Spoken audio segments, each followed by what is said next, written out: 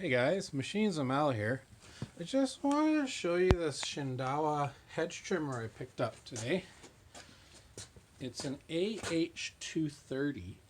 So what that means is it's an articulating hedge clipper. So this head swings back and forth approximately 180 degrees. It functions in 90 degrees, but it swings on 180. And it's a 22-inch blade on it.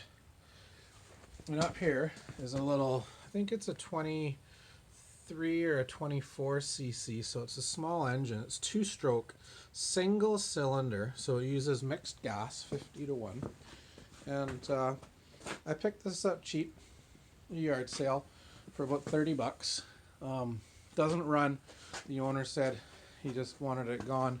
I've noticed already that it's missing the recoil rope starter handle.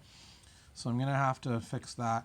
And then I also noticed that right there, the fuel vent is gone. So we're going to have to replace the fuel vent. Probably do a carburetor clean diaphragm kit, or replace that carburetor.